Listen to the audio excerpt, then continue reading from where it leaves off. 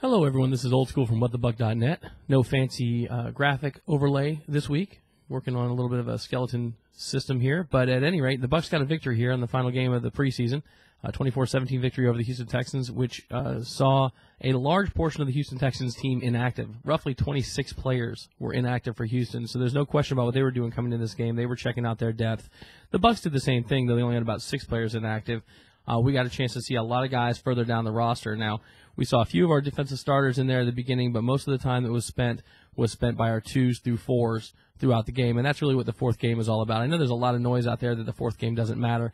When you look at a team that has to be built for duration or for the future, it's that back end of the roster that's really critical. I mean, yeah, you're not going to see these guys every week, but these are the guys that are backing those fellas up, and if you have a catastrophic injury, you have to have people that can step in and play. So I think it's a very important game. And for the Bucs, it was fairly telling, I thought. Now, we saw Rudy Carpenter go almost the distance. Now, you guys, if you watch my videos, you know I'm not real high on Rudy Carpenter. I thought he did himself some favors this week by being a heck of a game manager. His stat line was amazingly impressive, 15 of 22 for 203 yards and 2 TDs with a 127.7 QB rating. Now, I think that that's a bit of a red herring in that if you watch the actual passes that were thrown, many of them were underthrown. The 2 touchdown passes to Aurelius Ben, which we'll talk about a little bit later, were very poorly thrown. Aurelius Ben made amazing moves on the ball and took the ball away from the defender. But it doesn't matter because at the end of the day, Rudy got the job done. He didn't put us in any situations that we couldn't get out of, and he moved the ball down the field, we'll call it effectively, not efficiently, because once again, statistically, we got our butts handed to us pretty badly and everything but the score. Other people to mention from a plus side, and this was one of the things we were going into the game wondering about, was the backup offensive line. This is a team that has not performed very well from start to finish, from center to tackle. These backups have not done well when they were in there. So the big concern was, even going against 2s and 3s, were they going to be able to run block or pass block? And I thought they did a fairly decent job. They opened some holes up for Huggins, who once again impressed with a nice 6 carries. I think he ended up with 37 yards with a 6.2 yard per carry average. Brown ended up looking pretty good, too. Now, the Bucs in general on offense, I think we're trying out a bunch of new things. We wanted to see if Reggie Brown could actually perform. We want to see if Aurelius Ben could get some looks, and what he'd do when he got those looks, because my contention has been he's running the best routes on the team. He's open. He's just got to get thrown the ball. They threw him the ball, and he was able to do something with it. Now, can he do that against 1s? We don't know yet. We're going to have to find that out when he gets some time to get into the roster against the 1s. Reggie Brown, like I mentioned before, a guy that's come under a lot of fire, even from me last week, did not step up when he had the opportunity to. This week, he had an opportunity to help his quarterback out, and he did on some comeback routes. Again, balls that were maybe underthrown by Rudy where he extended the play. You can't really give him too much crap for it. He extended the play, but Reggie Brown and he were on the same page, and Reggie came back and made the plays to keep the drive alive. Now, keeping the drive alive is something we didn't do a very good job of again this week, with a 36% conversion rate on third down. If you want to be an elite team in the league, and please stop chuckling, I'm not trying to imply that we're an elite team yet, but I like to believe that we're on the path. I think every team believes they're on the path to get there. You really need to be up over 42, 43% on your third down conversions. I think the best team in the league last year was at 51%. I think it was Indianapolis.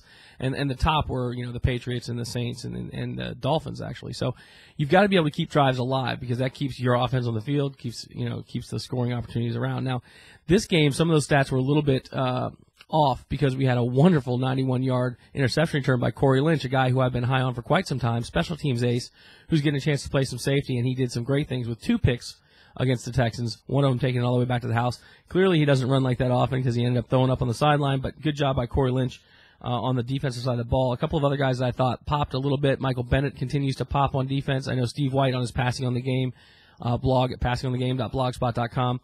Big fan of Michael Bennett. I am too. I think Kyle Moore better be looking over his shoulder, because this kid he's dying for playing time, and he can play the end and the tackle.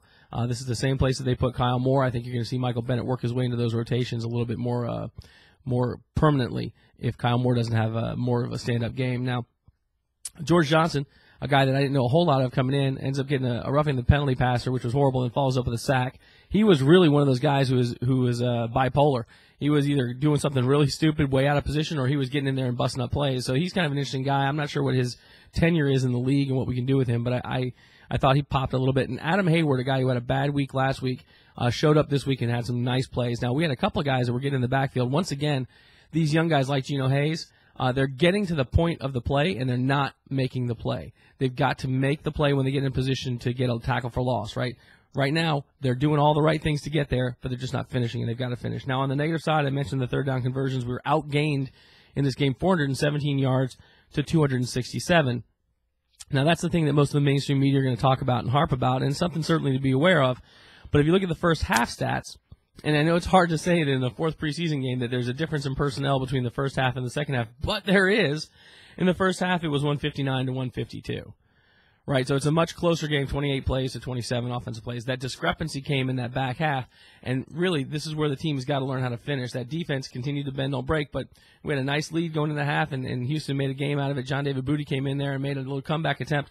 And if I'll tell you what, Steve White and I were chatting back and forth on Twitter during the game. We can't stop a team on fourth down. We better hope they punt, because I think that they may have just failed on one fourth down conversion. Actually, I think I have the stats here. I'm wrong.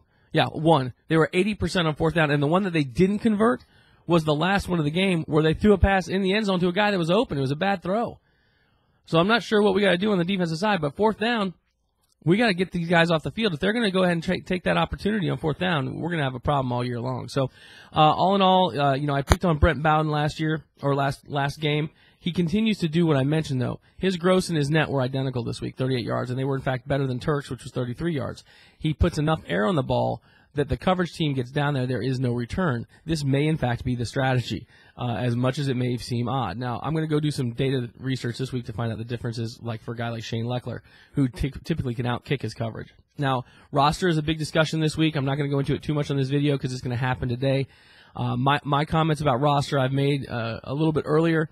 I think that the surprises are going to be, or they should have been, around quarterback, but with Josh Freeman's injury, even though he was out throwing the ball before the Texans game, I think they're going to be forced to keep Rudy Carpenter. I don't think they're going to keep him for long. I think they're going to try and reassign him to the practice squad. I do not think they're going to keep either of the fullbacks, Taylor or Presley, not because they didn't perform, admirably. I just don't think that they want to take up that roster spot. I think they do want to keep the extra safety.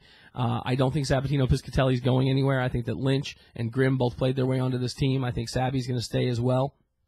I think that we get a one-game exemption because of Talib's suspension.